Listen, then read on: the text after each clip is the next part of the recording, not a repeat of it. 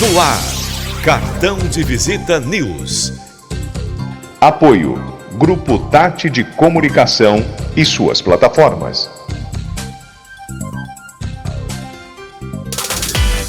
Precisa fazer mais pelo seu negócio? A Socred Mais é o parceiro certo para ajudar as pequenas empresas. Tudo de forma rápida e simples. Quer fortalecer o caixa? Peça seu microcrédito direto pelo aplicativo. Você também pode antecipar recebíveis. E ainda tem a linha especial de capital de giro para quem é MEI. Para ser grande, tenha um parceiro que faça mais por você. Socred Mais. Baixe o app agora. Após o sucesso do Residencial Guaporé 1, a construtora Pereira Alvim apresenta seu mais novo empreendimento em Matão. Residencial Guaporé 2. São lotes a partir de 360 metros quadrados em um residencial fechado, de altíssimo padrão e pagamento facilitado direto com a construtora. Ideal para você investir ou construir a casa dos seus sonhos. Viva com sua família no ponto mais valorizado da cidade. Com conforto, tranquilidade e completa harmonia com a natureza. Plantão de vendas no local. Ligue 0800 942 5151 e saiba mais. Residencial Guaporé 2. Seu bem viver começa aqui. Pereira Alvim. Sonhamos mais, construímos mais. Ter um banco na palma da mão é ter mais praticidade, é ser Digimais. Pagamentos, transferências, Pix, cartão de crédito, tudo pelo app. Faça mais por você. Banco Digimais, um banco para todos. Informação de qualidade. Jornalismo profissional. Entrevistas exclusivas. Cartão de Visita News.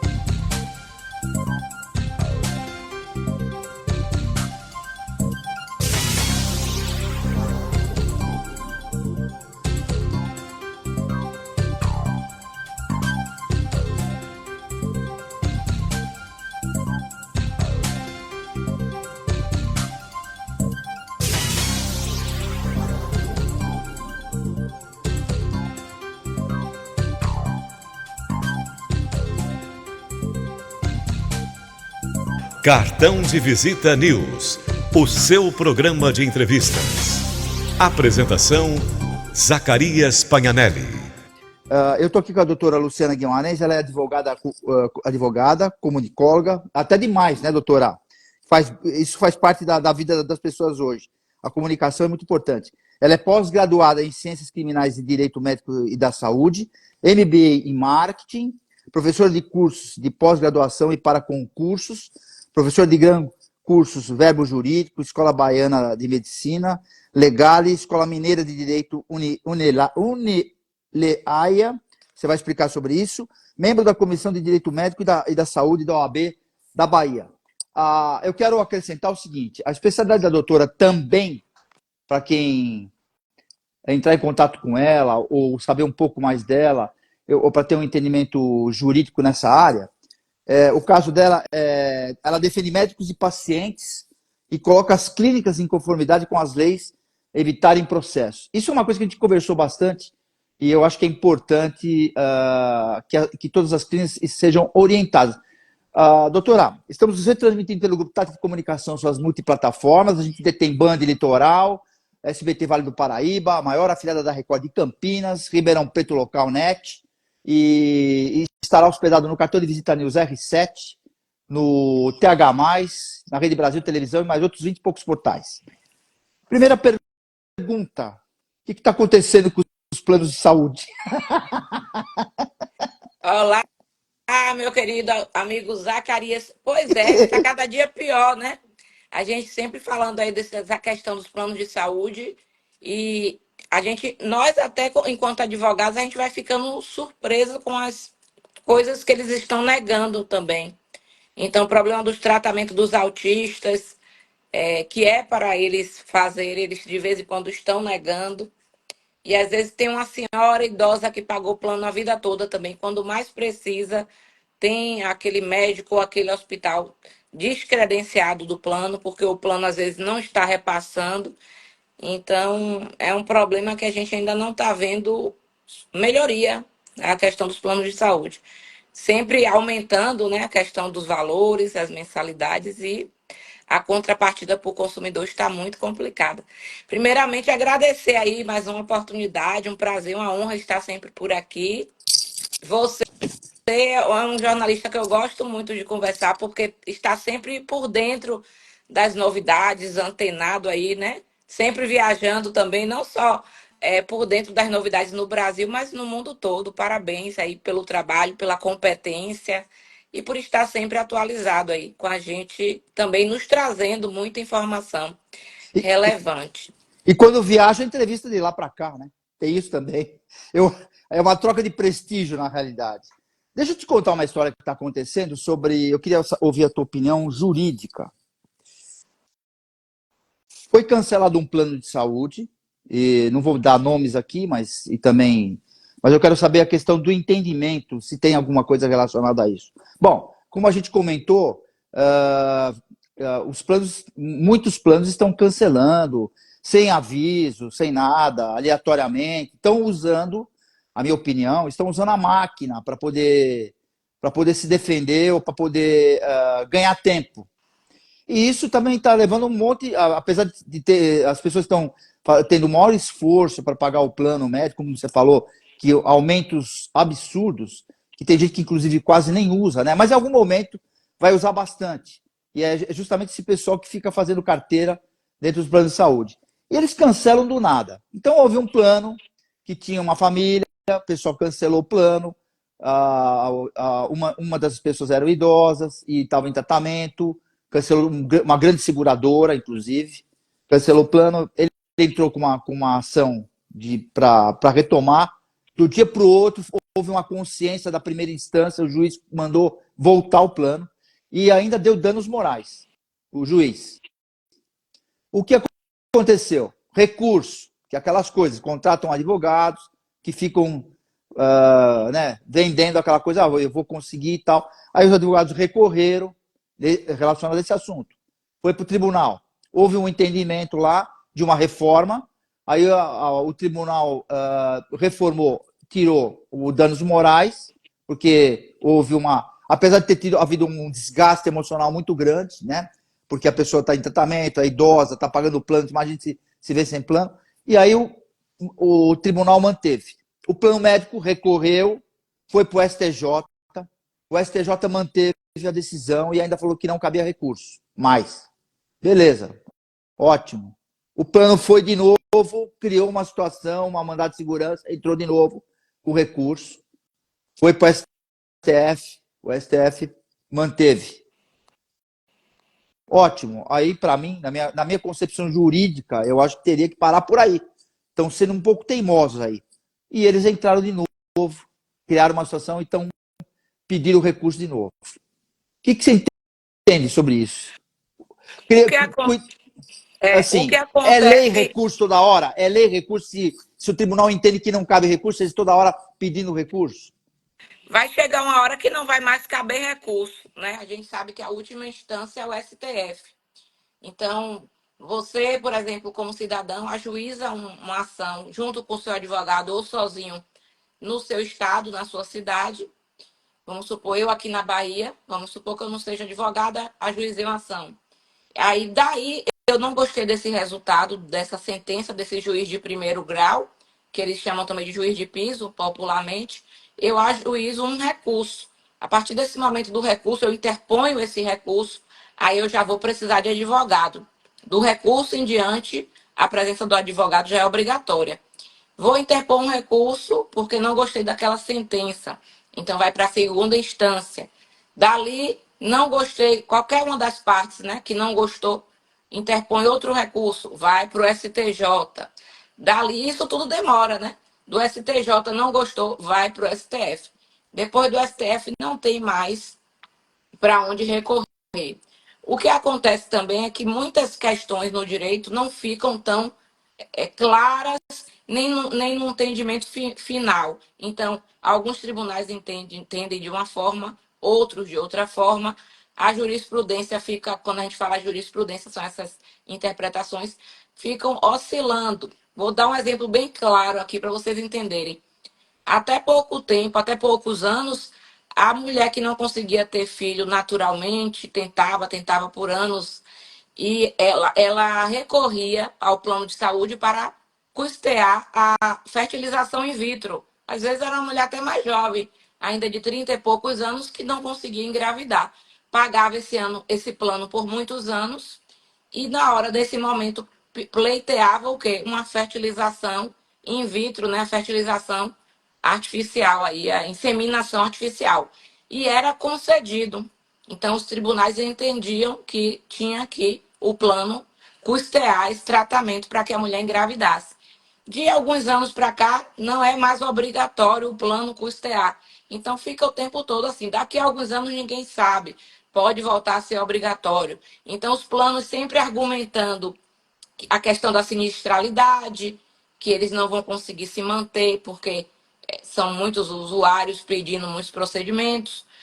Às vezes um tratamento de câncer, um tratamento de algumas doenças mais caro, eles sempre têm esse argumento da sinistralidade, do alto uso, da demanda muito grande. Em contrapartida, o consumidor que está ali também, que às vezes nem utiliza.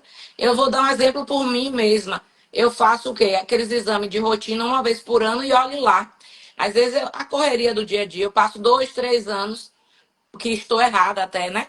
Para fazer aqueles exames todos de imagens, checagem, check-up, até o próprio exame de sangue, que tem gente que faz de 6 em 6 meses, eu demoro 1 ano e meio para fazer. Então, assim, nem sempre o consumidor está usando o tempo todo esse plano. Na pandemia, nós ficamos um tempão sem usar, porque não podíamos sair de casa. Então, de um lado, eles alegam isso, mas, por outro lado, eles nunca conseguem trazer de forma transparente essa conta dessa sinistralidade que eles falam tanto que é alta. Então, vamos supor que você tem um aumento abusivo na sua mensalidade. Os planos de saúde, às vezes não conseguem na justiça explicar por que está aumentando tanto. E muitas vezes, nos reajustes abusivos, o consumidor ganha.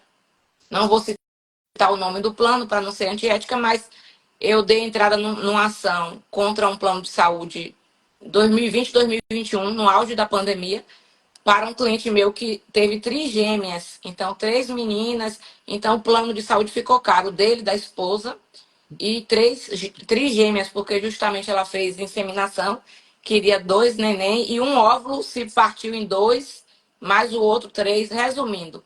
Ele é aposentado da Polícia Federal, o valor da mensalidade é abusivo, aumentando. Conseguiu agora o resultado depois de 4 anos, né? Por isso que o processo também demora.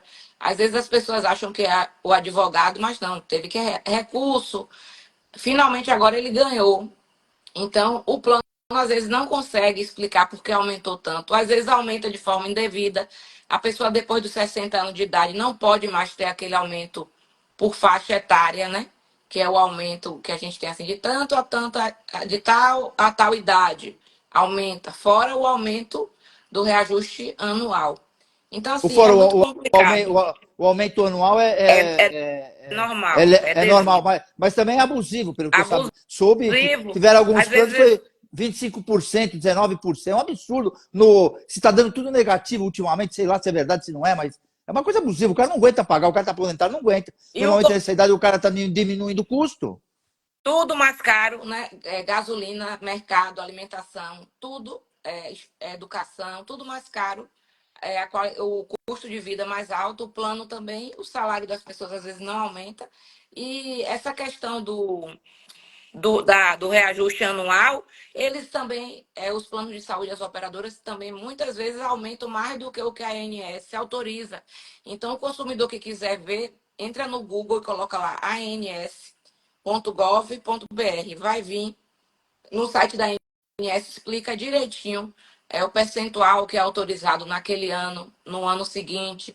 Então, se a pessoa fizer a conta e ver, é uma conta simples, e ver que está aumentando aquela mensalidade, o aumento de um ano para o outro foi muito maior do que aquele percentual lá do site da ANS, pode entrar com a ação que com certeza, né? A gente não pode falar em causa ganha, que é antiético, mas esses casos assim é muito fácil de ganhar. Por quê? Pode demorar um pouquinho, mas quando está lá o índice autorizado pela ANS e o plano aumenta mais do que aquele índice previsto pela ANS, ele com certeza está realizando o reajuste indevido. É questão de tempo, esperar 2, 3 anos, às vezes um ano, e o processo acaba e a pessoa ganha. Mas, indo para nosso tema, né, para não ficar aqui falando só de Deixa plano de eu, saúde. antes que você entre no seu tema, que é importante, que eu quero fundamentar bem essa parte que você toca, eu quero mandar um abraço para a jornalista que trabalha com a gente, é colunista nossa, a Patrícia Fernandes. Ela é jornalista e ela também é advogada do direito médico. Só para fundamentar, porque a Patrícia, a gente aprendeu muito com ela nessa época de escrever bastante com a gente. Por isso que é importante a gente comentar sobre isso. E hoje, com o negócio da internet, doutora, Eu quero o Instagram dela depois para eu seguir, a tá, Patrícia. sei lá se eu não vou precisar da senhora na Bahia. Tá vendo? Tem que vir aqui, tá me devendo uma visita. Eu vou. Vamos falar dessas questões de erro médico, essas questões das clínicas, orientar as clínicas. Vamos que é uma das suas especialidades. Hoje em dia, o paciente, vamos supor, tivemos 20% de aumento no Brasil dos problemas relacionados a erros nos procedimentos estéticos, não só realizados por médicos. Hoje em dia a gente sabe que dentista, biomédico, até muitas enfermeiras abrindo clínica. Então tem uma linha tênue, porque, por exemplo, o dentista ele é autorizado a fazer botox, preenchimento com ácido hialurônico, que nada mais é do que uma espécie de colágeno, né, artificial que a nossa pele vai perdendo. E os dentistas e outras profissões têm essa autorização para fazer botox e tal, preenchimento com ácido hialurônico. O que acontece tem procedimentos mais invasivos, como o exemplo do pilidifenol, né, que é uma química. Houve uma polêmica agora há pouco tempo que faleceu um Houve garoto lá. Um garoto faleceu, 27 anos, É. que esse procedimento só deve ser feito por médicos, dermatologistas e com treinamento, com curso, com preparo, com experiência. E esse rapaz que faleceu, ele fez esse procedimento numa clínica muito bonita. Se você vê as reportagens que passaram na televisão, parecia uma clínica de luxo, muito bem decorada, mas a pessoa que fez o procedimento nem sequer era uma biomédica. Não era Ela qualificada. fez, ela fez um curso de poucas horas na internet, então se apresentava, se eu não me engano, como biomédica, mas nem biomédica era. Então, as pessoas hoje, os pacientes, têm que abrir os olhos, porque a gente vai vendo os casos se repetem. Vai mudando, uma no rosto, a outra que preencheu o bumbum. Tem que ter cuidado. Não é porque a pessoa está na rede social, com aquela coisa bem bonita, aquele ambiente, né? Às vezes é uma pessoa que vem de uma família que tem dinheiro, abriu uma clínica, mas não é uma pessoa centrada que realmente se preparou para aquilo ali. Então, tem o erro da Anvisa também, que deveria estar fiscalizando mais, enquanto uma autarquia é responsável por fiscalizar. E tem o erro do paciente também, que fica procurando coisa em rede social, mas não vai lá no site daquele conselho. Então, vai fazer uma cirurgia plástica, procura para ver se aquele médico é médico mesmo, se ele tem muitos processos contra ele, se ele é membro da Sociedade Brasileira de Cirurgia Plástica. Esses procedimentos, como peeling de fenol, mais invasivos, tem que fazer com dermatologista e não com qualquer profissional da saúde. Diferente de botox, que vários profissionais da saúde já têm autorização para fazer. Quando o procedimento é mais invasivo, as pessoas também, o consumidor, tem que se informar quem é o profissional ideal para fazer. E hoje em dia não é difícil ter essa informação.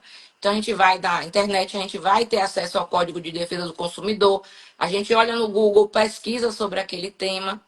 Então, eu vejo muito também como o consumidor que vai muito em busca, às vezes, de preço, muita propaganda de preço, dia do Botox, né? A gente vê direto aí no Instagram, Botox Day. Em 12, Então, 12 vezes. E isso. acresce. Compare, porque às vezes realmente é uma dentista que está É fazendo atrativo. ela tem competência, mas ela quer mostrar para a clientela dela que ela agora faz aquele procedimento e às vezes ela é competente. Mas pesquise se, por exemplo, a maioria dos médicos e dentistas estão cobrando 1.200, 800 no Botox, naquela região ali da testa e tal. Essa pessoa tá cobrando metade, R$ 500, então já fique Suspeite, porque tá estranho. Às vezes R$ 500 é só o produto. Produto, Então, exatamente. pesquise direito, porque você pode estar é, colocando sua vida em risco, né? Hoje em dia a gente vê até preenchimento com PMMA, que é um produto que não é igual ao ácido hialurônico.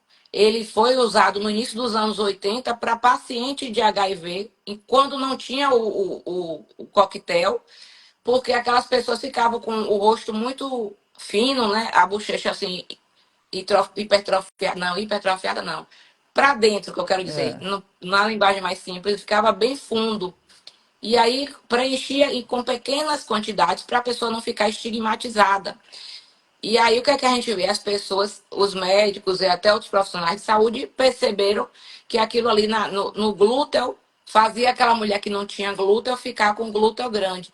Mas até que você resolva fazer isso, procure ver se aquele profissional já fez com outras pessoas, a quantidade, porque se for exagerada, depois você vai ter que fazer uma plástica para retirar, porque o PMMA, ele diferente do ácido hialurônico, ele fica duro depois de algum tempo, fica como se fosse um cimento, é uma espécie de plástico, numa linguagem popular também, que eu já perguntei a alguns médicos, então não é reversível. Sua pele não reabsorve, igual o ácido hialurônico, botox, que daqui a 2 anos você não vai ter mais. Então, muitos médicos falam até que quando vão fazer uma plástica no nariz, a paciente nem sabia, o médico coloca aquilo ali, o PMMA, dizendo que é outra coisa, que é ácido hialurônico, e o médico, se não tiver cuidado, aquela parte do corpo vai até entrar com a necrose, né? A perna. Tem vários casos, aquela modelo Andressa, né? O Urac, né?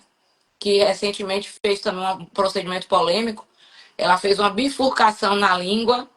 Então são coisas Eu acho que estranhas. Às vezes eu acho que esse procedimento vai virar uma jurisprudência já já. Vão criar uma lei para isso, não é possível.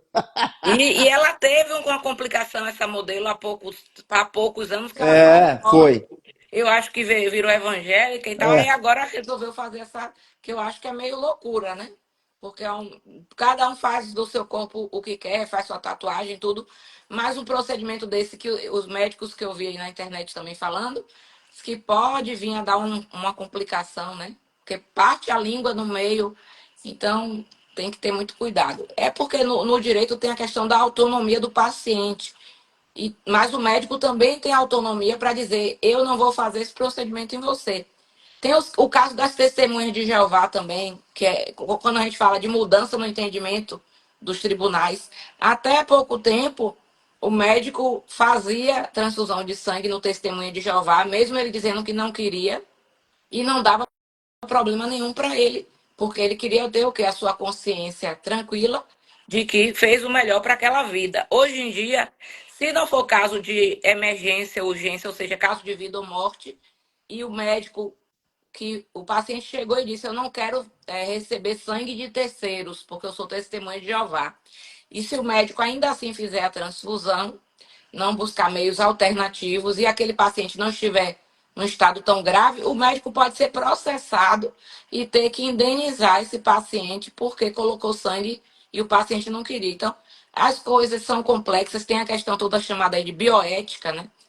Aí vem essas questões todas, quando envolve o direito à vida, essa questão toda da saúde. Então, é uma questão polêmica, tem muitas questões polêmicas, mas na área da estética, o paciente pode se precaver e o médico, de outro lado, também deve se precaver. Então, o médico que está aí nos assistindo vai fazer um procedimento de estética, tire foto do antes e do depois e guarde por alguns anos, porque às vezes a paciente sai do consultório feliz da vida, gostou do procedimento. Aí passa uma semana, alguma colega de trabalho diz que não gostou, ela fica com aquilo na cabeça e volta para querer fazer tudo de novo. E o médico também, né, tem custos. O médico também deve explicar direitinho os riscos do procedimento, como é que vai ser o resultado, porque o paciente às vezes tem um problema psicológico, acha que vai ficar muito parecida com alguma atriz, e o médico tem que dizer: olha, seu biotipo não é esse. Doutora Aí tem Luciana, muitas questões. você está adiantando, eu queria lhe perguntar sobre isso mesmo. O que você acha do médico? É claro, o médico está lá para. Ele é um profissional, ele está lá para sobreviver, ele tem que ganhar dinheiro com isso, é o negócio dele, né? Mas eu conheço alguns, inclusive, conheço o Ailton Takishima, um japonês que também, eu até falei com ele hoje, ele está num congresso no Rio de Janeiro, que vai até sábado, ele é cirurgião plástico, e eu sempre converso com ele sobre isso, porque que se ele realmente, a pessoa vai lá entusiasmada para fazer uma cirurgia, não, eu quero fazer isso, aquilo, acolá, e eu já vi ele fazer isso em alguns momentos, ele fala, não, você não precisa fazer isso. Agora, doutor, ele está lá para ganhar dinheiro, ele poderia muito bem falar, não, e a pessoa tem condições de fazer o que quiser, na realidade, né? E a gente está vendo que aqui está havendo um certo exagero. O que você acha dos médicos que na hora que vai fazer uma cirurgia, que estão lá que é o seu negócio, comentar com o paciente, falar, olha, você não precisa fazer isso, não tem necessidade. Ou não vai ficar bom em você, esse tipo de coisa que você... isso faz parte de alguma orientação da senhora como advogada para a clínica ou não? O médico que faz isso, ele é um médico até que é bem visto pela questão ética, da transparência, do dever de informação, da empatia, da boa comunicação.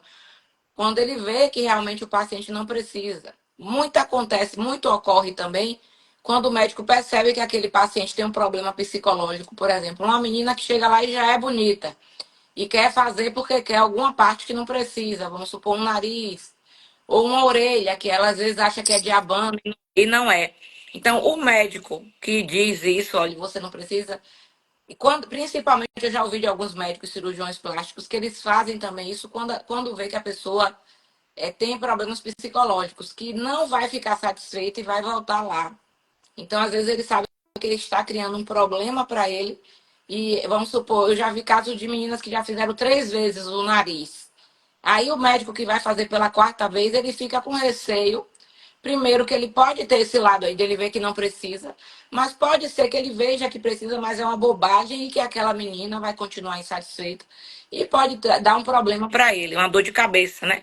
Voltar a querer refazer.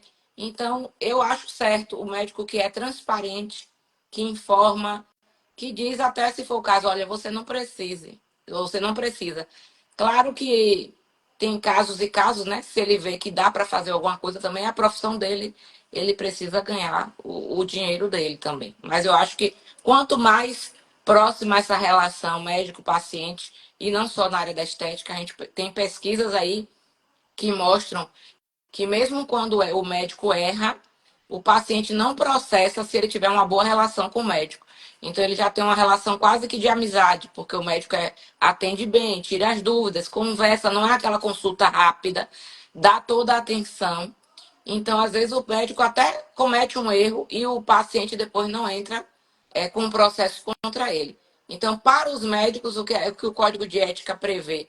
Capacitação contínua, estudar sempre, se manter atualizado, fazer uma avaliação cuidadosa naquele paciente, solicitar os exames antes do procedimento ou da cirurgia, os exames necessários. Se for uma cirurgia, todos os médicos geralmente pedem, né? Exame cardíaco, de sangue também, para ver se a pessoa está bem de saúde também. Usar produtos de qualidade, ter atenção àquele paciente no pós-operatório. Então, o médico, às vezes, acaba a cirurgia plástica e o paciente diz que está com dor e ele não dá atenção. Aqui na Bahia, teve um caso há uns 2 anos, que a paciente fez uma lipoaspiração, foi para casa, 2 dias depois reclamando de uma dor, e o médico disse que era assim mesmo. Depois de 2 dias, ela faleceu porque foi descoberto numa emergência que ele perfurou o baço dela. Um médico conhecido aqui de Salvador, da capital. Então, o que é que acontece? Às vezes, se o médico escutar melhor essa paciente, problemas mais graves podem ser evitados. E eu estou falando um pouco aí de cirurgia plástica, mas na área da estética, Olha que engraçado, olha o time.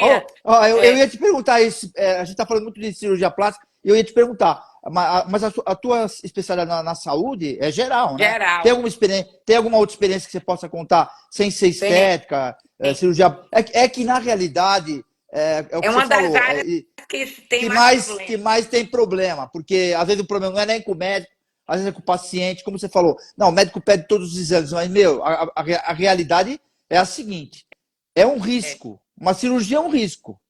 queira ou não queira, mesmo que você estando tudo em ordem, a gente não sabe. Sempre vai ser um risco, né? Então, eu queria que você falasse de alguma outra área. O médico falou uma vez para mim, até uma aspirina que você tome é um risco, porque seu organismo pode reagir. Tem as áreas que mais dão problema para os profissionais de saúde, para os médicos, no judiciário. E nos conselhos profissionais também, ginecologia e obstetrícia, ortopedia e cirurgia plástica.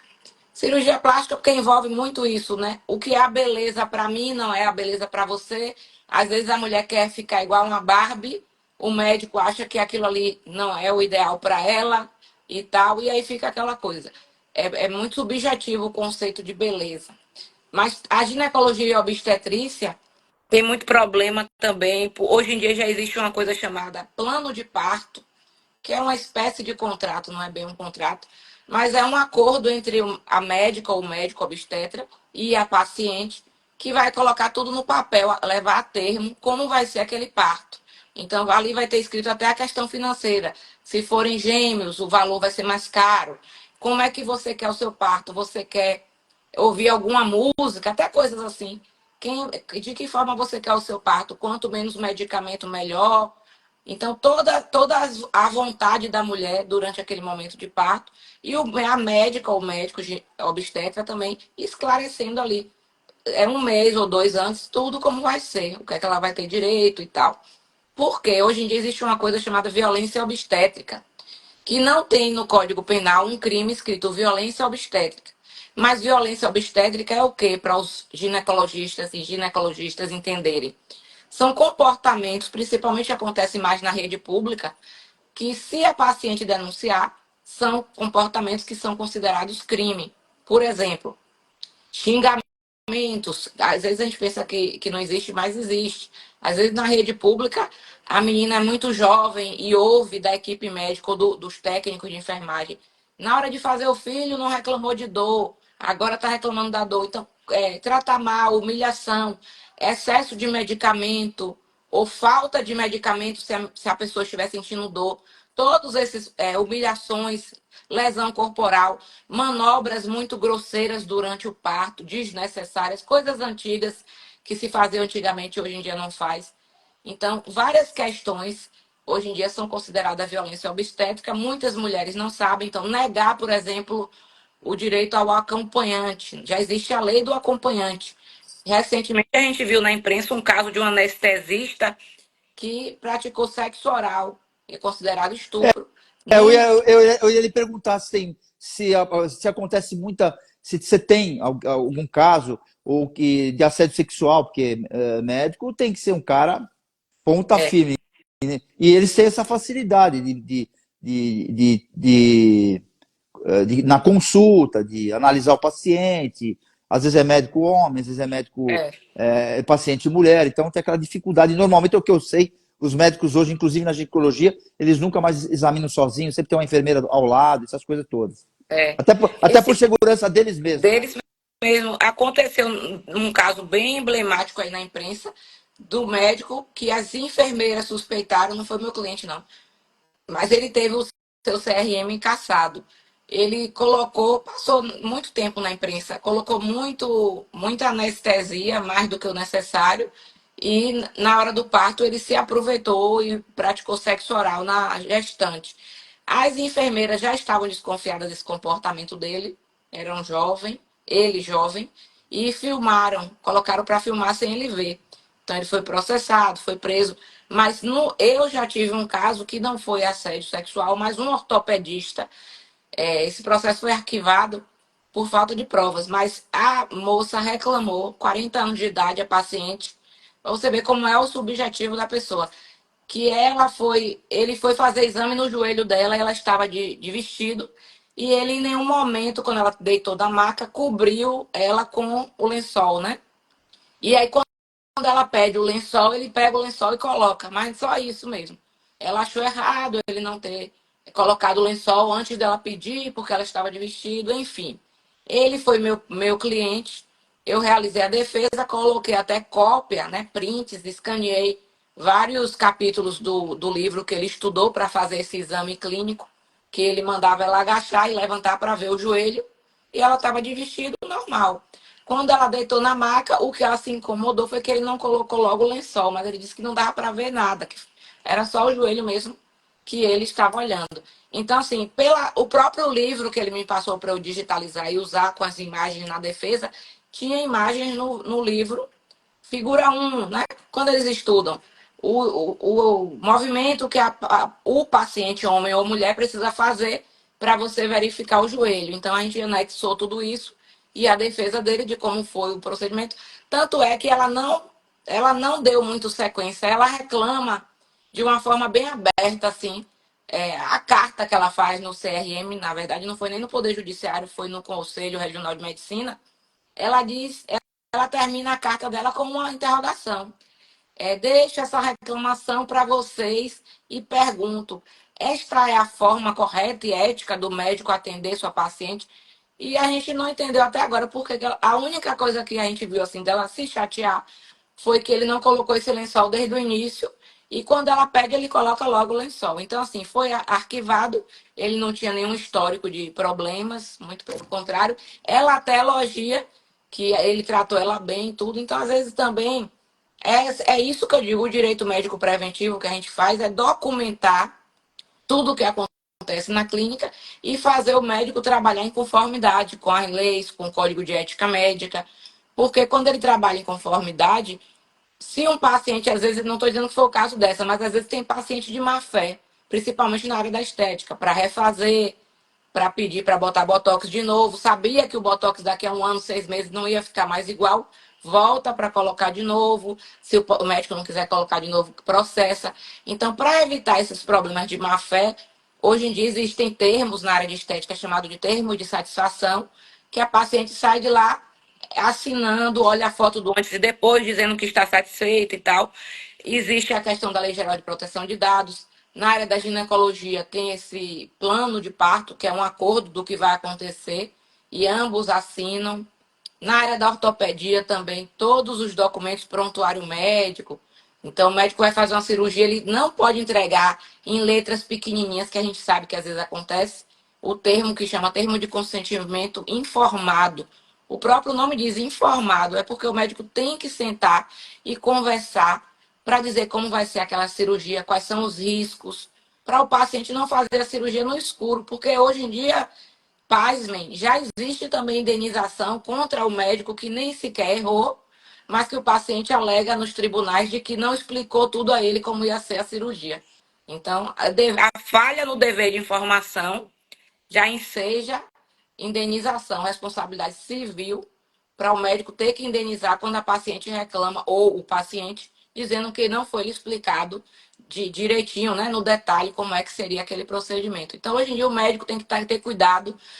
Cresce o número, né, de paciente informado na internet, mas às vezes tem gente que usa dessa informação de má fé, para buscar, né, ter alguma vantagem financeira.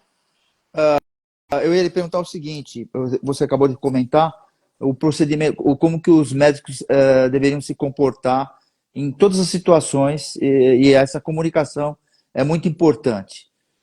O que mais a gente poderia falar sobre a questão de marketing dos médicos? Estão autorizados a fazer? Porque eu tenho visto médico mostrando no Instagram cirurgias estéticas. É porque é o que mais chama atenção, realmente, a gente já comentou sobre isso, e mostrando a cirurgia do paciente. Eu me informei, me parece que o CRM, principalmente aqui em São Paulo, ele parece que deu uma abertura para os médicos fazerem algumas divulgações. Eu queria que você falasse sobre isso, porque o marketing para o médico é muito importante, além de ter o boca a boca, o resultado, mas eu queria que você comentasse sobre isso. Muito boa sua pergunta.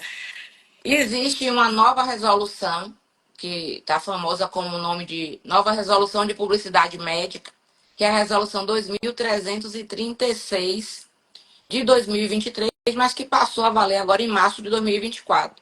Mas os médicos têm que ficar atentos, porque eles estão achando que vale tudo, mas não vale tudo. Uma coisa que foi bem vista, bem buscada, principalmente nessa área de estética, cirurgia plástica, otorrino, que faz plástica de nariz, dermatologista, é a questão do antes e depois, que antes era totalmente proibido e agora foi autorizado. Mas não pode ficar identificando o paciente de qualquer forma, até para postar esse antes e depois.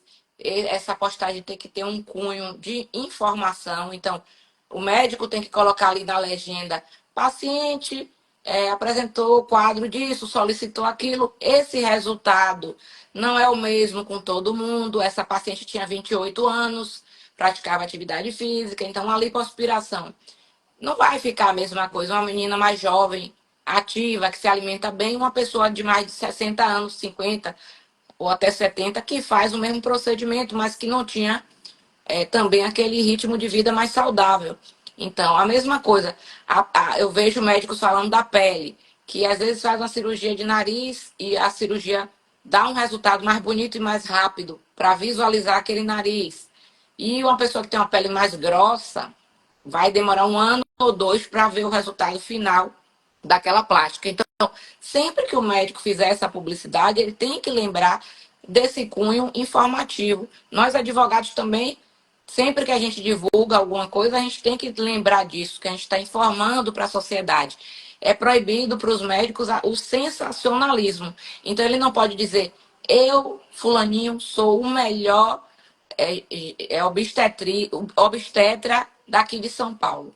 Eu, fulaninha, sou a melhor nutricionista, sou a melhor cirurgiã plástica de São Bernardo do Campo. Ela não pode dizer isso. Ele pode dizer: eu sou referência na área de emagrecimento, eu sou referência na área de ortopedia de joelho.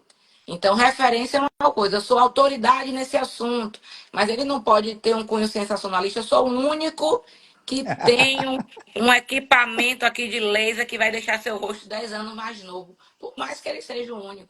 Ele tem que evitar esse caráter aqui, sensacionalista. Outra coisa que eles podem, que eles não podiam antes: sai uma atriz famosa, uma blogueirinha do consultório, antes eles ficavam com receio, não podia. E muitos faziam mesmo sem poder, mas hoje em dia eles já podem.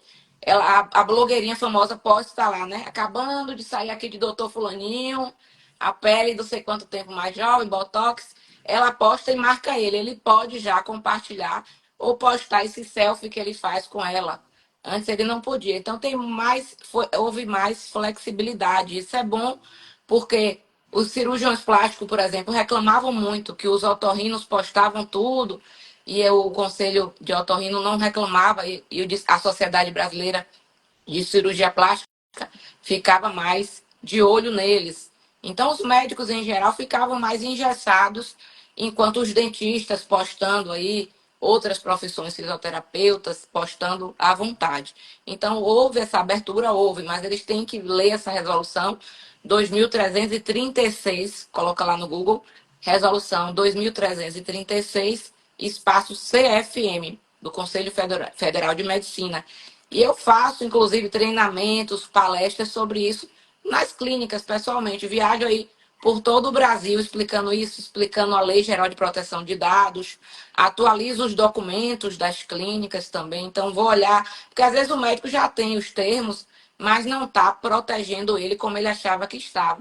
Está desatualizado, muita gente, dentistas até que eu conheço, pega o termo da colega e usa igual, e não é assim.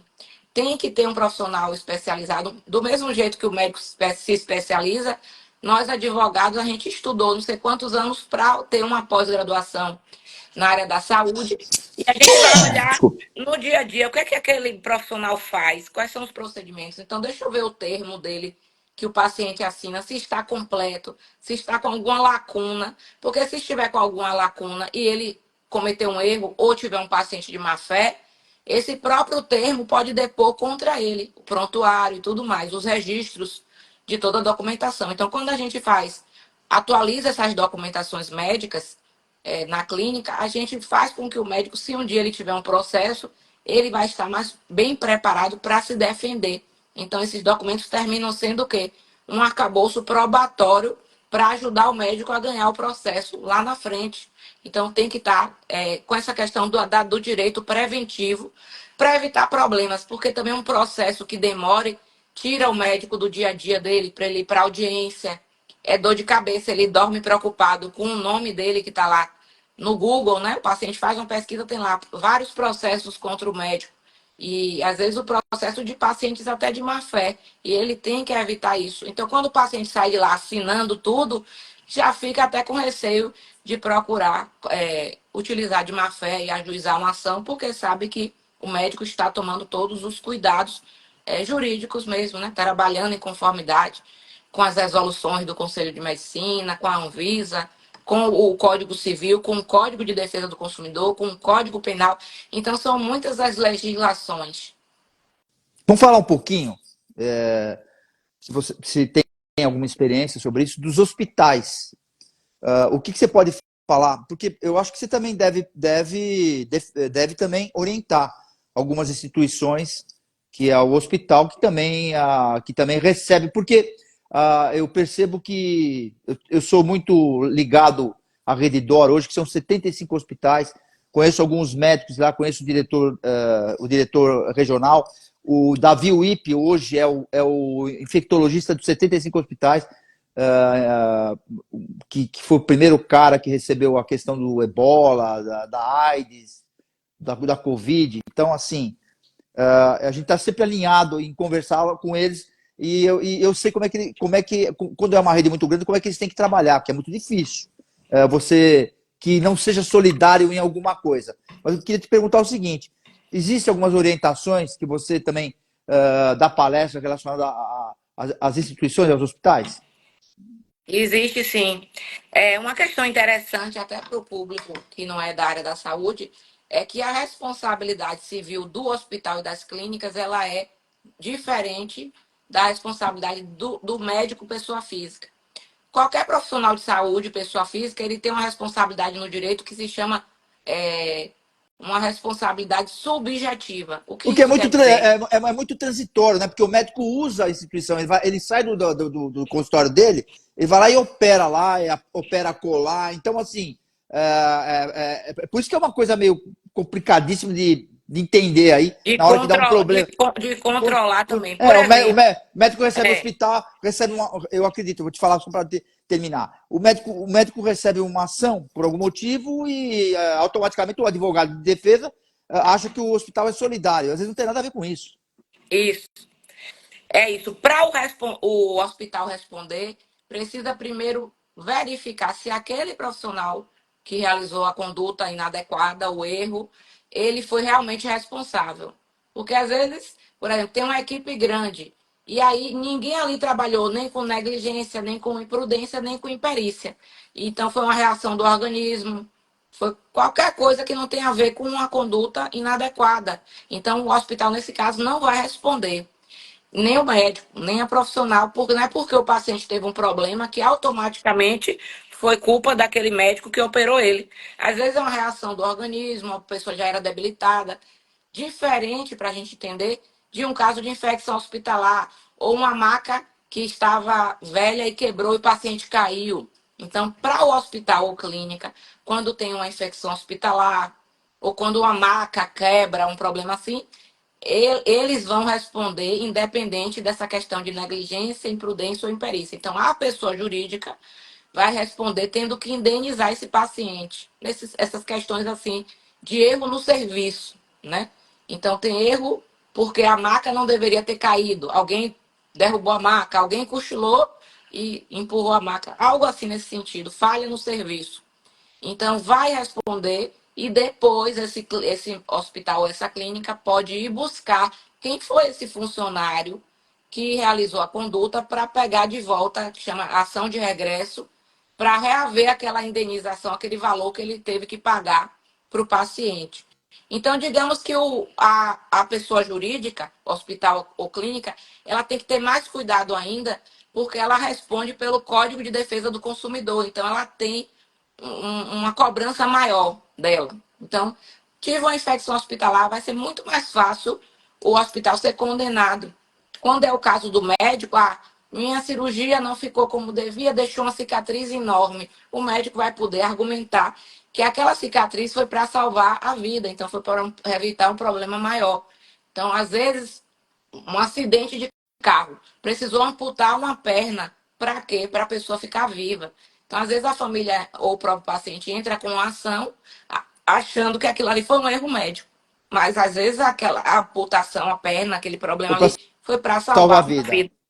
Então, é muito mais fácil um CNPJ responder, então tem que ter cuidado, por isso que tem que ter auditoria, tem que ter esses cuidados de Compliance, né? Que prevenção. eles falam também, né? Tudo, né? Da Tem o parte administrativa, compliance, tudo. É. que é o agir em conformidade, né? Programas de qualidade total, manual para o novo funcionário saber como é que as coisas são ali.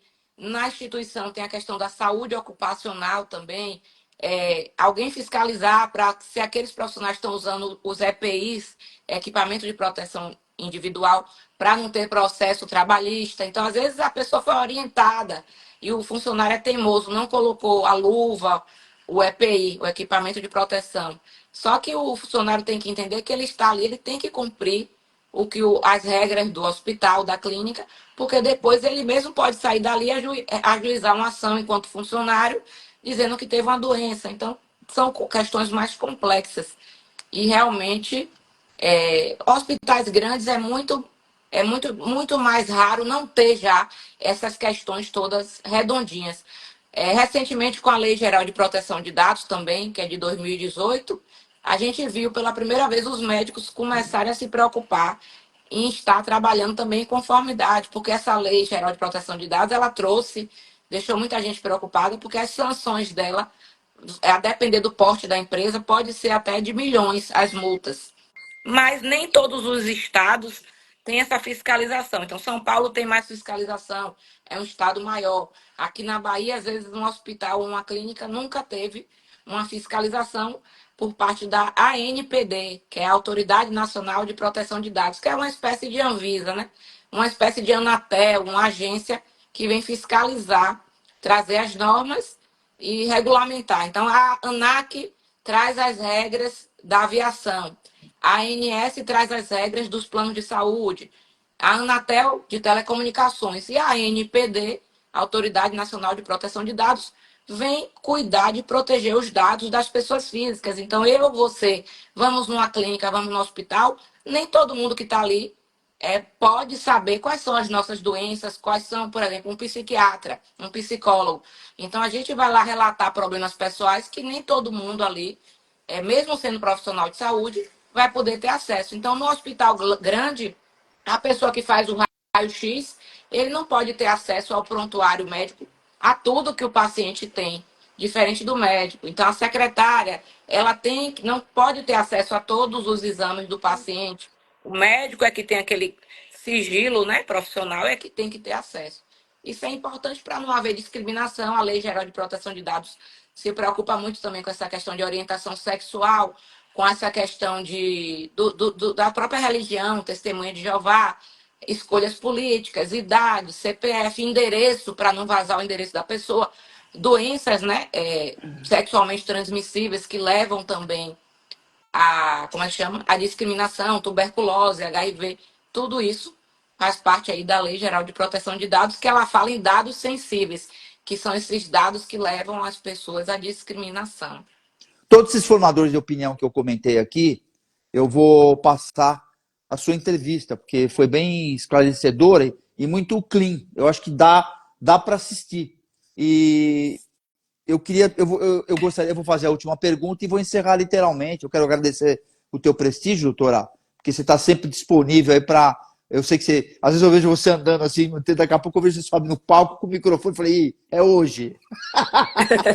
Então, doutora Luciana Guimarães, advogada especialista do direito médico. Eu queria lhe perguntar para quem você entrega o seu cartão de visita, doutora. Deixa eu ver para quem eu vou entregar esse cartão de visitas hoje. Esse cartão de visitas.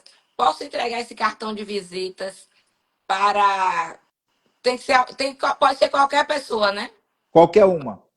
Mas é uma dúvida que sempre tive. Quando a gente entrega o cartão de visitas, é porque vai ser a próxima pessoa que você vai entrevistar ou não necessariamente? Não. É uma pessoa que você admira, que você deve respeito, que você gosta, ou profissional, amigo, pai, mãe, aí você que manda. Então eu vou entregar esse cartão de visita para minha mãe que está assistindo. Ela vai ficar super feliz. E outra coisa que eu queria falar, Zacarias, eu vou estar aí em São Paulo em breve. Você está em São Paulo? Porque esse Hoje homem fica em Nova York. eu fiquei 40 dias em São Paulo, gravei podcast, gravei no Tribunal de Justiça, na Corregedoria,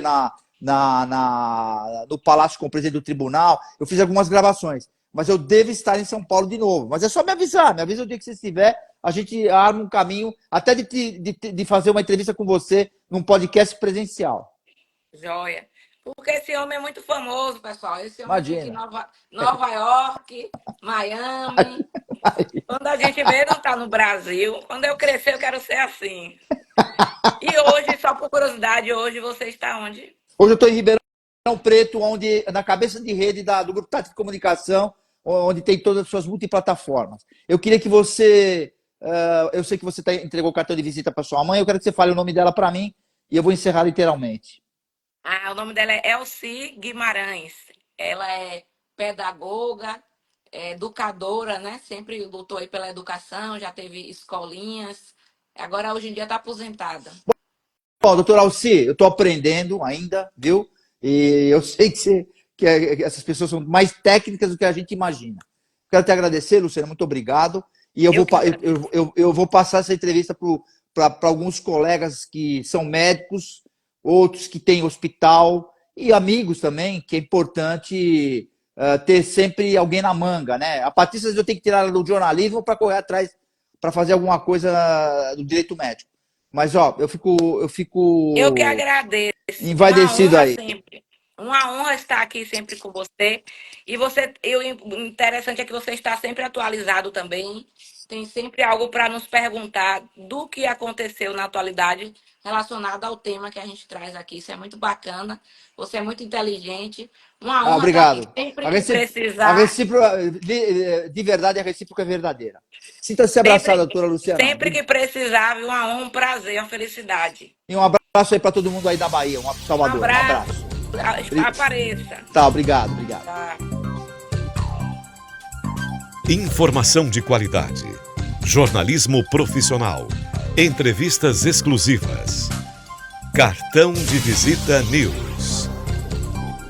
Apoio: Grupo Tati de Comunicação e suas plataformas.